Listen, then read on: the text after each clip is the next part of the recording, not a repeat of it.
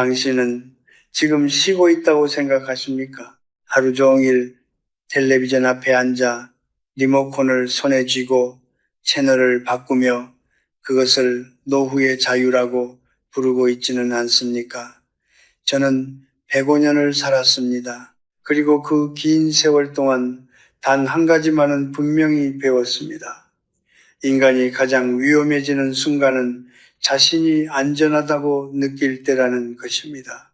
텔레비전은 거짓말을 합니다. 아주 친절하게, 아주 조용하게. 그것은 당신에게 세상을 보여주는 척 하면서 사실은 당신을 세상으로부터 숨겨주고 있습니다. 당신이 소파에 앉아 드라마 속 누군가의 삶을 바라보는 동안 당신 자신의 삶은 아무도 모르게 멈추고 있습니다. 소리 없이, 통증도 없이.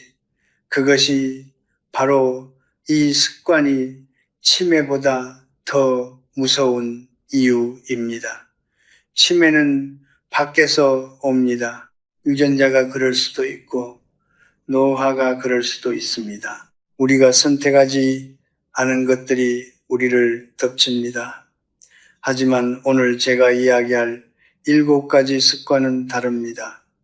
이것들은 외부에서 오지 않습니다. 우리가 매일 아침 스스로 선택한 결과입니다.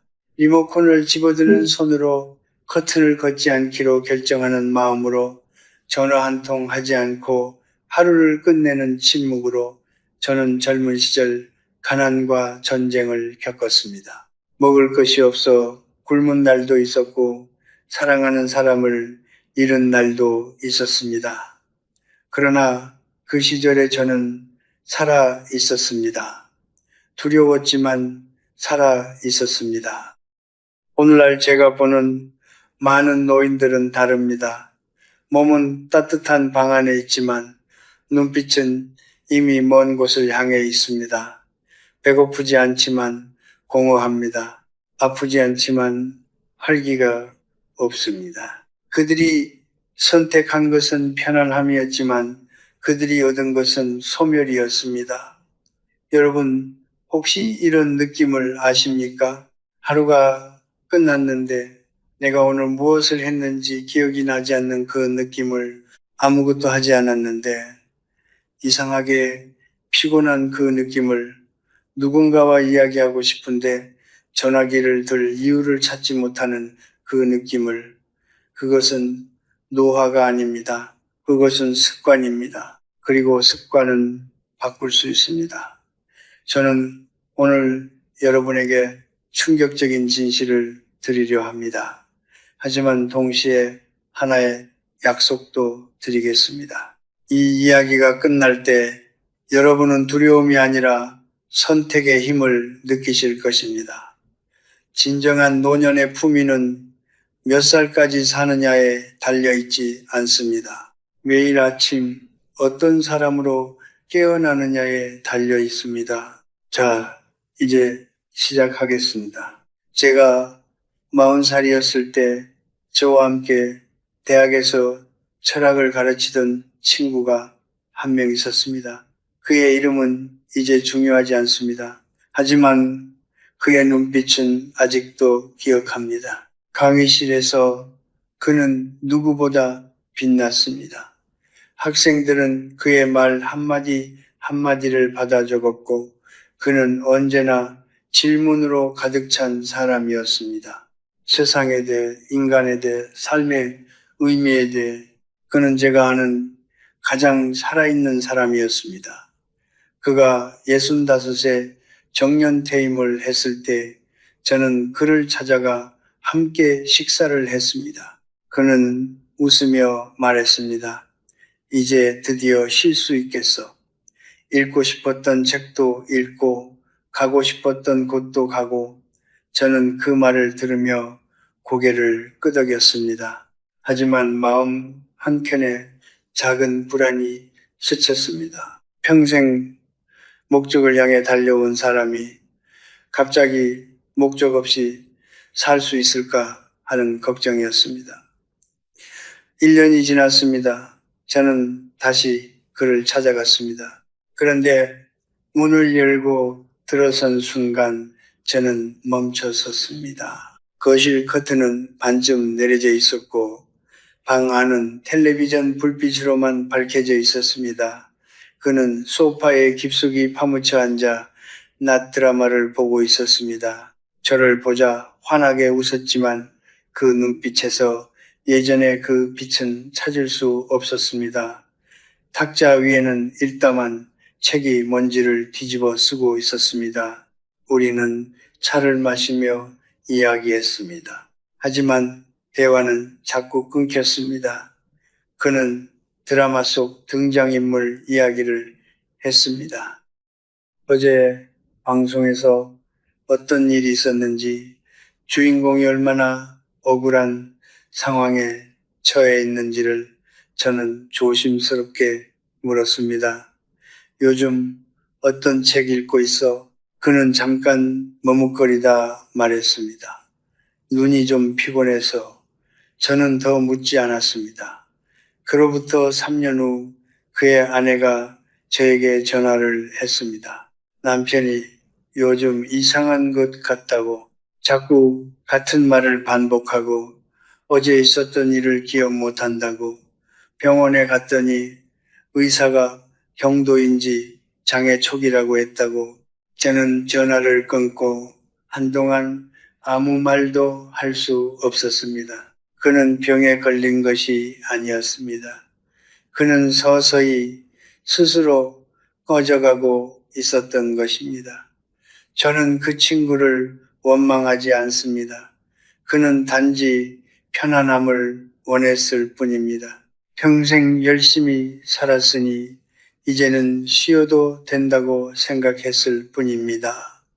하지만 인간의 몸과 마음은 쉬는 것과 멈추는 것을 구별하지 못합니다. 움직임을 멈추면 뇌도 멈춥니다. 대화를 멈추면 감정도 멈춥니다. 그리고 그 모든 것이 멈추고 나면 텔레비전만이 남습니다. 계속해서 말을 걸어주는, 아무것도 요구하지 않는, 가장 무해한 것처럼 보이는 그 기계만이. 여러분, 지금 이 순간 자신의 하루를 돌아보십시오. 오늘 몇 시간을 화면 앞에서 보내셨습니까? 그리고 그 시간 동안 여러분의 마음은 살아 있었습니까? 첫 번째 습관부터 이야기하겠습니다. 사회적 고립입니다. 텔레비전이 처음 우리 삶에 들어왔을 때 사람들은 그것을 세상과 연결되는 창문이라고 불렀습니다. 하지만 저는 105년을 살면서 깨달았습니다. 텔레비전은 창문이 아닙니다. 그것은 거울입니다. 당신이 그 앞에 앉아 있는 동안 세상은 계속 움직이고 있지만 화면 속에 비치는 것은 결국 당신의 고독뿐입니다. 인간은 본래 연결을 통해 살아가는 존재입니다. 누군가의 목소리를 듣고 누군가의 표정을 읽고 때로는 다투고 때로는 화해하면서 우리는 살아있음을 느낍니다. 그런데 텔레비전은 이 모든 과정을 대신해 줍니다. 다툴 필요도 없고 맞춰줄 필요도 없고 상처받을 필요도 없습니다. 화면 속 사람들은 언제나 그 자리에 있고 리모컨 하나면 불편한 순간을 바로 끊어버릴 수 있습니다. 처음에는 편합니다. 그러나 시간이 지날수록 우리는 진짜 인간관계가 요구하는 것들을 점점 견디지 못하게 됩니다. 가족이 전화를 해도 귀찮아집니다. 이웃이 안부를 물어도 짧게 대답하고 돌아섭니다. 친구와의 약속은 자꾸 미루게 됩니다.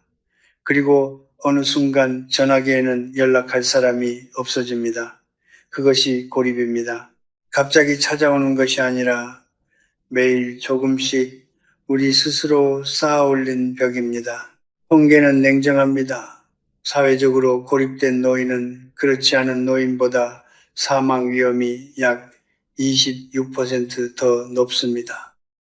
이것은 흡연이 건강에 미치는 영향과 맞먹는 수치입니다.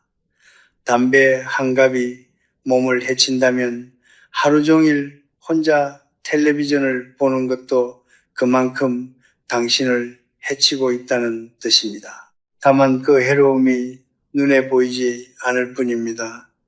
이제 두 번째 습관입니다. 인지 기능의 저하입니다. 많은 분들이 텔레비전을 보면서 뇌를 쉬게 한다고 생각합니다. 하지만 뇌는 근육과 같습니다. 쉬는 것과 쓰지 않는 것은 전혀 다릅니다. 진정한 휴식은 뇌가 가벼운 자극을 받으며 회복하는 것입니다. 그러나 수동적으로 화면을 바라보는 것은 뇌를 쉬게 하는 것이 아니라 뇌가 스스로 생각할 이유를 빼앗는 것입니다. 대화를 나눌 때 우리 뇌는 동시에 수십 가지 작업을 합니다. 상대방의 말을 듣고 의미를 해석하고 감정을 읽고 적절한 반응을 찾고 말을 고르고 타이밍을 맞춥니다. 이 모든 과정이 뇌를 살아있게 만듭니다. 하지만 텔레비전 앞에서 우리는 그저 받아들이기만 합니다. 질문하지 않고 반박하지 않고 생각하지 않습니다. 뇌의 능동적 회로는 점점 녹슬기 시작합니다. 저는 지금도 매일 글을 씁니다. 매일 누군가와 대화를 나눕니다. 어떤 날은 단 한 줄의 문장이라도 스스로 생각해서 적어봅니다. 그것이 제가 105살에도 이 자리에서 여러분께 말할 수 있는 이유라고 저는 믿습니다. 뇌는 당신이 포기하지 않는 한 포기하지 않습니다. 하지만 당신이 먼저 뇌에게 침묵을 강요한다면 뇌도 결국 침묵하게 됩니다. 연결이 끊기고 생각이 멈출 때 우리는 몸보다 마음이 먼저 늙습니다. 그리고 마음이 늙은 사람에게 긴 수명은 선물이 아닐 수 있습니다. 세 번째 습관입니다. 신체 활동의 전면 중단입니다. 저는 매일 아침 걷습니다. 비가 와도 바람이 불어도 젊은 사람들이 저를 보면 가끔 묻습니다. 교수님, 105세에도 어떻게 그렇게 걸으실 수 있습니까? 저는 언제나 같은 대답을 합니다. 걸을 수 있기 때문에 걷는 것이 아닙니다. 걷기 때문에 걸을 수 있는 것입니다. 이것은 말장난이 아닙니다. 이것은 제가 한 세기를 살며 몸으로 배운 진실입니다. 인간의 근육은 사용하지 않으면 하루에도 조금씩 사라집니다. 의학에서는 이것을 근감소증이라고 부릅니다. 특히 60세 이후부터는 매년 근육량의 약 1%에서 2%가 자연적으로 줄어듭니다. 그런데 하루 종일 소파에 앉아 텔레비전을 보는 생활이 더해지면 이 속도는 훨씬 빨라집니다. 다리 근육이 약해지면 낙상 위험이 높아집니다. 낙상은 노인에게 단순한 사고가 아닙니다. 많은 경우 그것이 삶의 마지막 전환점이 됩니다. 그러나 더 조용한 위험이 있습니다. 심혈관계입니다. 오래 앉아있는 생활은 혈액순환을 방해하고 혈압을 높이고 혈당 조절을 어렵게 만듭니다. 연구에 따르면 하루 8시간 이상 앉아서 생활하는 사람은 심혈관 질환으로 인한 사망 위험이 그렇지 않은 사람보다 유의미하게 높습니다. 텔레비전은 당신을 소파에 묶어두는 가장 친절한 방식의 족쇄입니다. 저는 전쟁 직후 시절을 기억합니다. 그때는 먹을 것이 없어서 몸이 약해졌습니다. 하지만 우리는 쉬지 않았습니다. 걷고 일하고 움직였습니다. 가난이 오히려 우리를 살아있게 만든 역설이었습니다. 오늘날의 편안함이 그 시절의 가난보다 더 사람을 빨리 늙게 만들고 있다는 사실이 저는 때로 두렵습니다. 이제 네 번째 습관입니다. 수면 패턴의 교란입니다. 밤 10시, 11시 자정이 넘도록 텔레비전 앞에 앉아 계십니까? 그것이 습관이 되었다면 지금 당신의 뇌는 매우 중요한 것을 잃고 있습니다. 바로 멜라토닌입니다. 멜라토닌은 우리 몸이 밤이 되었다는 것을 인식할 때 분비되는 호르몬입니다. 그런데 텔레비전과 스마트폰 화면에서 나오는 청색광은 뇌에게 아직 낮이라는 신호를 보냅니다. 뇌는 혼란스러워지고 멜라토닌 분비는 억제되고 잠은 점점 얕아집니다. 잠을 자지 못하면 무슨 일이 일어납니까? 단순히 피곤한 것으로 끝나지 않습니다. 기억력이 떨어집니다. 감정 조절이 어려워집니다. 면역력이 낮아집니다. 만성적인 수면 부족은 인지 기능 저하와 직접적인 연관이 있습니다. 즉, 밤마다 텔레비전을 붙잡고 있는 습관이 낮 동안의 사고력까지 갉아먹고 있다는 뜻입니다. 저는 해가 지면 조명을 낮춥니다. 밤 9시 이후에는 화면을 보지 않습니다. 그리고 잠들기 전에는 짧게 오늘 하루 감사한 것 한 가지를 마음속으로 떠올립니다. 이것이 거창한 건강법이 아닙니다. 이것은 몸과 마음에게 이제 쉬어도 된다고 말해주는 가장 오래된 방식입니다. 몸이 멈추면 삶이 멈춥니다.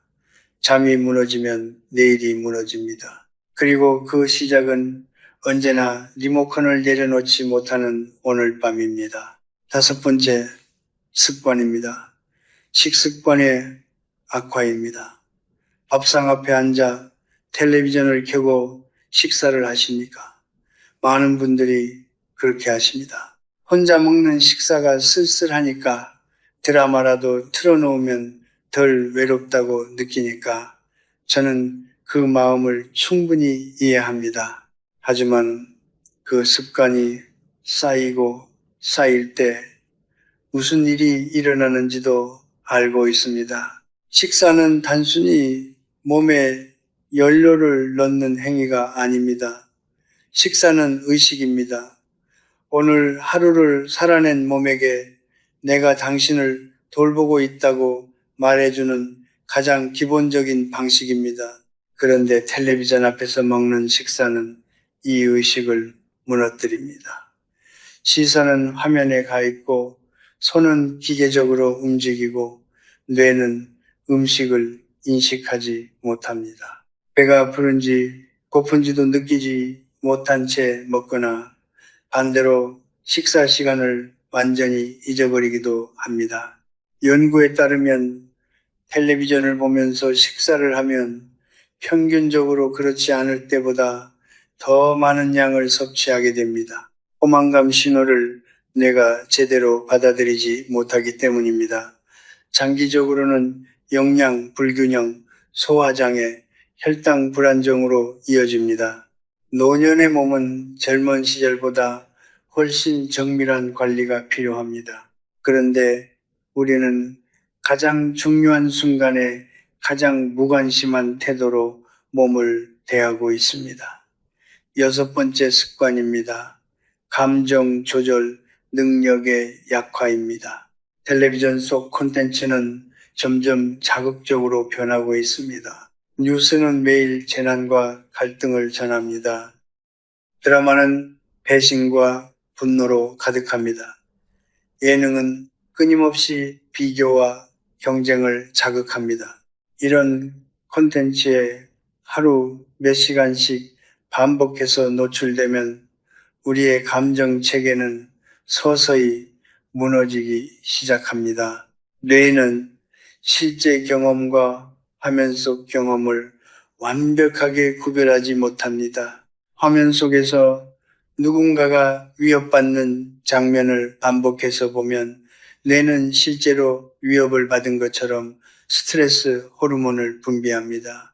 시간이 지날수록 불안감이 높아지고 작은 일에도 쉽게 흔들리고 이유 없는 무력감과 우울감이 찾아옵니다. 이것은 성격이 약해서가 아닙니다. 뇌가 지쳐있기 때문입니다. 저는 오래전부터 뉴스를 하루 한 번만 봅니다. 그것으로 충분합니다. 세상이 어떻게 돌아가는지 파악하는데 몇 시간이 필요하지 않습니다. 감정은 소비하면 닳습니다. 아끼고 가꾸어야 합니다. 7번째 습관입니다. 현실 인식의 왜곡입니다. 이것이 7가지 중 가장 조용하고 가장 깊은 상처를 남기는 습관입니다. 오랫동안 텔레비전을 통해서만 세상을 바라보면 우리는 화면 속 세계를 현실이라고 믿기 시작합니다. 드라마 속 가족 관계가 정상처럼 느껴지고 뉴스 속 범죄가 내 주변 어디에나 있는 것처럼 느껴지고 광고 속 삶의 기준이 내 삶을 평가하는 잣대가 됩니다. 그 결과 문 밖 세상이 두려워집니다. 낯선 사람이 위협적으로 느껴집니다. 실제로 일어날 가능성이 극히 낮은 일들에 대한 공포가 커집니다. 반면 지금 이 순간 내 곁에 있는 것들의 소중함은 점점 보이지 않게 됩니다. 판단력이 흐려지고 감사함이 사라지고 삶은 점점 작아집니다. 저는 매일 창문을 엽니다. 하늘을 봅니다. 길을 걷다 마주치는 사람에게 눈인사를 합니다. 이 작은 행동들이 저를 현실과 연결시켜 줍니다. 세상은 텔레비전이 말하는 것보다 훨씬 조용하고 훨씬 평범하고 그래서 훨씬 아름답습니다. 5번째, 6번째, 7번째 이 3가지 습관의 공통점이 있습니다. 모두 천천히 눈치채지 못하는 사이에 찾아온다는 것입니다. 그리고 그것이 바로 이 습관들이 치매보다 더 무서운 이유입니다. 저는 오랫동안 이 질문을 스스로에게 던져왔습니다. 왜 사람들은 알면서도 멈추지 못하는가? 텔레비전이 해롭다는 것을 모르는 사람은 없습니다. 몸을 움직여야 한다는 것도, 사람을 만나야 한다는 것도, 책을 읽어야 한다는 것도 누구나 압니다. 그런데 왜 알면서도 소파에서 일어나지 못하는 것입니까? 저는 그 답을 철학에서 찾지 않았습니다. 인간의 본성에서 찾았습니다. 인간은 본능적으로 고통을 피하고 편안함을 향해 움직입니다. 이것은 나쁜 것이 아닙니다. 수천 년 동안 우리를 생존하게 만든 본능입니다. 문제는 현대의 편안함이 너무 완벽하다는 것입니다. 춥지 않고 배고프지 않고 위협받지 않는 환경에서 뇌는 더 이상 긴장할 이유를 찾지 못합니다. 그리고 긴장이 사라진 자리에 무기력이 조용히 들어옵니다. 하지만 제가 105년을 살면서 발견한 더 깊은 진실이 있습니다. 사람들이 텔레비전을 끄지 못하는 진짜 이유는 게으름이 아닙니다. 두려움입니다. 텔레비전이 꺼지는 순간 침묵이 찾아옵니다. 그리고 그 침묵 속에서 우리는 피하고 싶었던 질문들과 마주하게 됩니다. 나는 지금까지 잘 살아왔는가? 내 자녀들은 나를 진심으로 걱정하는가? 남은 시간 동안 나는 무엇을 해야 하는가? 이 질문들은 아프습니다. 그래서 우리는 그 침묵을 채우기 위해 리모컨을 집어듭니다. 소음으로 두려움을 덮으려 합니다. 저도 젊은 시절에는 그랬습니다. 강의가 끝나고 연구실에 혼자 남겨질 때 그 고요함이 때로는 견디기 어려웠습니다. 아무것도 하지 않고 있으면 내가 쓸모없는 사람처럼 느껴졌습니다. 무언가를 계속해야만 읽고 쓰고 가르쳐야만 존재할 수 있다는 강박이 있었습니다. 하지만 나이가 들면서 저는 깨달았습니다. 그 강박도 텔레비전에 의존하는 것도 결국 같은 뿌리에서 나온다는 것을 둘 다 혼자인 자신과 마주하기 싫어서 도망치는 방식이었습니다. 인간은 고독을 두려워합니다. 그런데 역설적이게도 고독을 피하려 할수록 더 깊은 고독으로 빠져듭니다. 텔레비전 앞에서 보내는 시간이 길어질수록 진짜 연결은 멀어지고 진짜 대화는 낯설어지고 진짜 나 자신은 희미해집니다. 그리고 그 희미해진 자신을 다시 마주하는 것이 두려워서 또 텔레비전을 틉니다. 이것이 반복됩니다. 이것이 습관이 됩니다. 이것이 결국 삶이 됩니다. 용기란 무엇입니까? 저는 이제 이렇게 생각합니다. 용기란 두려운 것을 향해 달려가는 것이 아닙니다. 두려운 것 앞에서 도망치지 않고 조용히 앉아 있는 것입니다. 텔레비전을 끄고 침묵을 받아들이고 그 안에서 자신의 목소리를 듣는 것, 그것이 노년에 가장 필요한 용기입니다. 편안함을 선택하는 것은 인간의 본능입니다. 하지만 품위를 선택하는 것은 인간만이 할 수 있는 결단입니다. 그리고 그 결단은 리모컨을 내려놓는 아주 작은 순간에서 시작됩니다. 저는 지금까지 7가지 습관의 위험성을 이야기했습니다. 하지만 저는 여러분에게 두려움만을 드리고 싶지 않습니다. 105년을 살아온 사람으로서 저는 대안을 이야기할 책임이 있습니다. 텔레비전을 끈 자리에 무엇을 채워야 하는가? 그것이 오늘 이 시간의 마지막이자 가장 중요한 이야기입니다.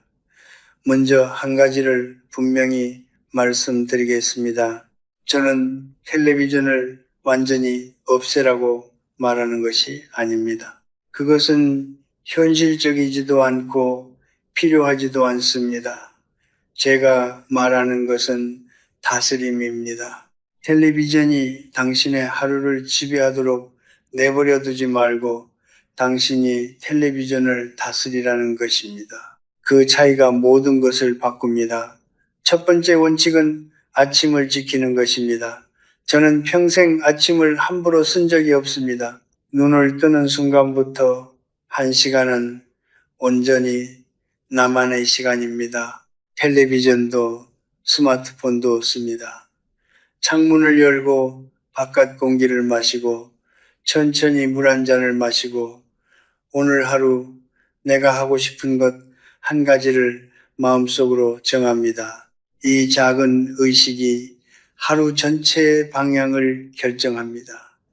아침을 텔레비전으로 시작하는 사람과 고요함으로 시작하는 사람은 같은 하루를 전혀 다르게 살아갑니다.